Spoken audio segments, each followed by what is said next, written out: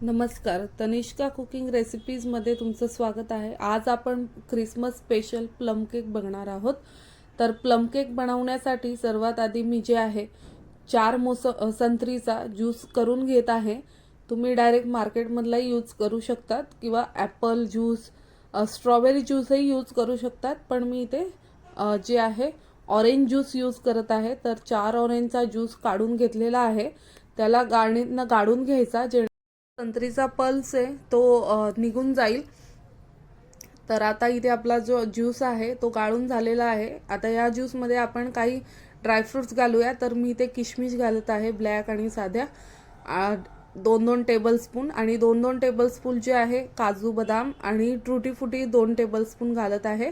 तुमच्याकडे जो पण सुकामेवा असेल तो घालायचा, ऑप्शनल आहे, नसेल तर तुम्ही स्किपही करू शकतात। तुमच्याजवळ जो असेल अवेलेबल तो घालायचा। आणि हे जे मिश्रण आहे हे 2 ते 3 तास छान असं भिजू द्यायचं। जर टाइम असेल तर 24 तास भिजू द्यायचं। मी इथे 1 तास भिजू घातलेला आहे। आता जे आहे आपण शुगर कॅरेमेल तयार करून घेऊ। तर शुगर कॅरेमेल करण्यासाठी मी अर्धी वाटी साखर आणि थोडे जे आहे अर्ध्यावरनं अर्धी वाटी गूळ घातलेला आहे।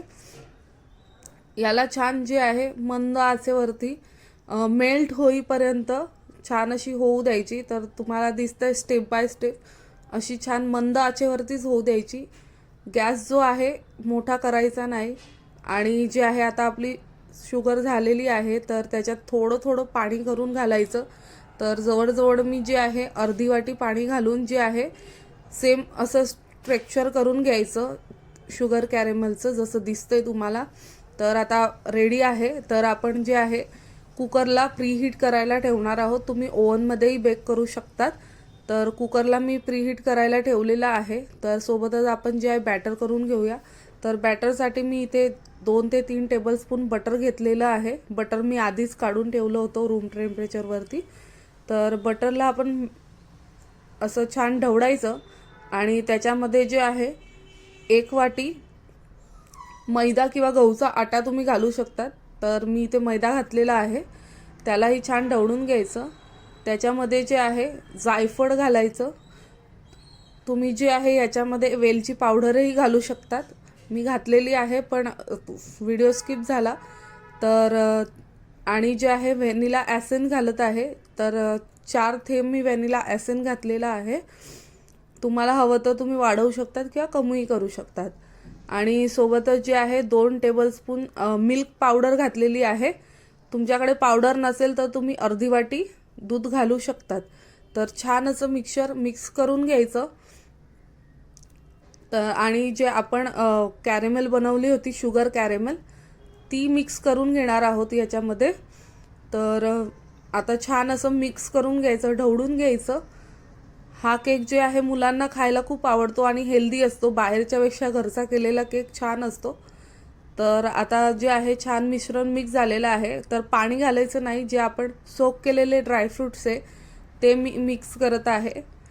तर हे जवळजवळ 1 तास मी भिजत ठेवलं होतं। टाईम असेल तर तुम्ही जास्त वेळ ठेवू शकतात, त्याच्याने टेस्ट छान येते। तर आता जे आहे छान मिश्रण असं ढवळून घ्यायचं। तर मिश्रण आपलं जे आहे रेडी आहे। तर याच्यामध्ये जे आहे 1/4 टीस्पून जे आहे बेकिंग सोडा घालायचा, 1 पिंच सोडा घातलेला आहे, आणि 1 टीस्पून जे आहे बेकिंग पावडर घातलेली आहे। आणि याला ॲक्टिवेट करण्यासाठी तुम्ही पाण्याचा किंवा व्हिनेगरचा वापर करू शकतात। तर मी ते व्हिनेगरचा वापर केलेला आहे। तर हे मिश्रण जे आहे छान मिक्स करून घ्यायचं। आता आपलं जे मिश्रण आहे ॲक्टिव्ह झालेलं आहे। तर ज्या भांड्यामध्ये आपल्याला केक बेक करायचा आहे त्या भांड्यामध्ये बटर पेपर ठेवायचा, आणि बटर पेपर छान असा व्यवस्थित ठेवायचा। आणि जे आहे जे बॅटर तयार केलेलं आहे ते त्या भांड्यामध्ये ट्रान्सफर करून घ्यायचं, आणि भांड्याला थोडं असं टॅप करायचं, जेणेकरून सर्व मिश्रण जे आहे व्यवस्थित सेट होईल। तर तुम्हाला दिसतंय सेम प्रकारे असं टॅप करून घ्यायचं। आणि वरतूनही जे आहे थोडं आपण गार्निश करूया केकला ड्रायफ्रुट्सने। तुम्हाला हवं तर तुम्ही करू शकतात, नाहीतर मग स्किपही करू शकतात, पण छान दिसतं। तर मी ते थोडे ड्रायफ्रुट्स घालत आहे, काजू आणि बदाम आणि टुटी फुटी घालत आहे। कारण जास्त नाही घालते, कारण ऑलरेडी जे आहे आपण केकमध्ये घातलेले आहेत. तर आता आपलं जे आहे कुकरही प्रीहीट झालेलं आहे छान. तर जे आपण बॅटर केलेलं आहे ते आपण कुकरमध्ये ठेवायचं आणि जे आहे जवळजवळ 40 ते 45 मिनटं सीम म्हणजे स्लो गॅसवरती जे आहे केक छान होऊ द्यायचा.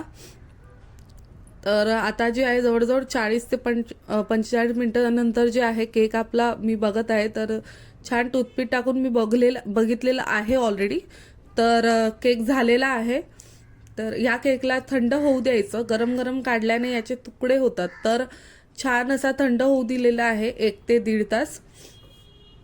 तर आता याला आपण जे आहे काढून घेऊ.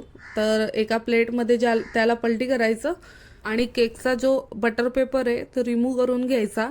तर आपला केक तुम्हाला दिसतोय किती छान असा फुललेला आहे. तर आता केक रेडी आहे. तुम्ही मुलांना डब्यामध्येही देऊ शकतात. हा केक तुम्ही जे आहे क्रिसमसला अवश्य करून बघा. तुम्हाला दिसतंय आपला केक छान असा फुललेला आहे. मी तुम्हाला कापूनही दाखवते आहे. किती छान अशी जाडी आलेली आहे केकला. तर जर तुम्हाला माझ्या रेसिपी आवडली असेल तर तनिष्का कुकिंग रेसिपीजला लाईक, शेअर आणि सबस्क्राईब करायला विसरू नका, जेणेकरून तुम्हाला अशाच छान छान रेसिपी बघायला मिळतील. धन्यवाद.